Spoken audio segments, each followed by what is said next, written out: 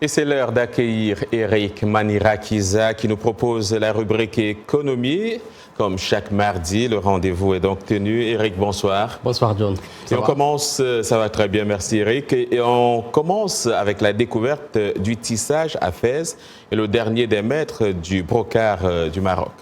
C'est de l'artisanat raffiné. Ce savoir-faire remonte au moins au XIIIe siècle, époque des premiers sultans méridides. Il faut, John, une journée entière pour fabriquer un mètre de brocart. Le tissage des brocarts de Fès semble être une tradition disparue partout ailleurs en Afrique du Nord. Il y avait beaucoup d'artisans à Fès et tous sont actuellement décédés. Il ne reste que des souvenirs. Ce tisserand est âgé de 79 ans, le dernier témoin actif d'une époque révolue. C'est fascinant, il répète les mêmes gestes depuis 63 ans. Il explique ici le tissage précieux qui sort de son métier.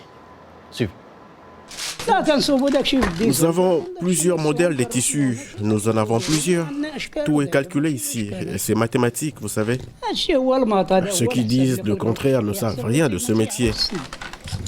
Le travail que j'ai fait avec les Américains est très connu en France. Il a été présenté à la boutique Colette à Paris. La promotion a eu lieu dans un grand magasin.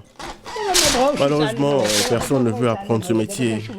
Il n'y a pas d'avenir pour ça. Personne ne veut lui donner d'importance. C'est tout.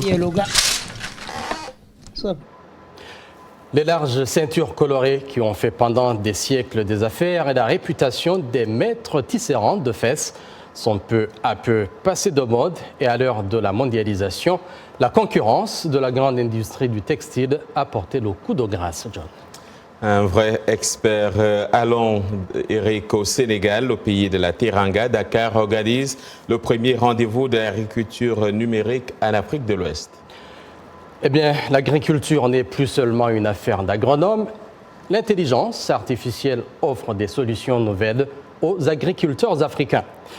Et ce qu'il faut comprendre, John, c'est que l'Institut sénégalais de recherche agricole, le CIRAD, a développé un projet qui permet d'augmenter la production d'un champ de manguier pour vendre sa production au juste prix.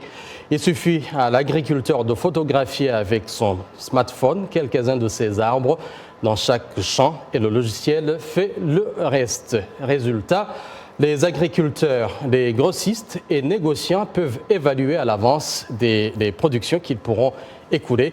Parfois, les technologies les plus simples peuvent changer la vie quotidienne d'un agriculteur, comme vous allez le suivre.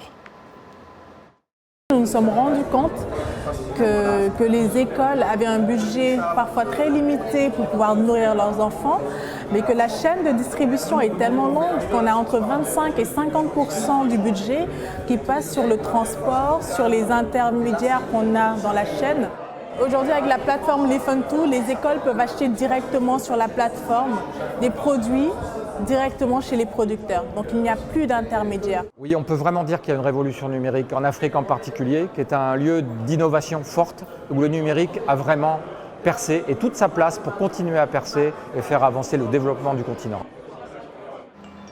Voilà, John, en phase de finalisation pour les mangues, ce système sera étendu à d'autres produits, bien sûr, le café, les agrumes, les litchis, précis, comme le précise un autre responsable du CIRAD. Eric Manirakiza, qu'on retrouve donc très prochainement. Et à mardi. À mardi, n'est-ce pas?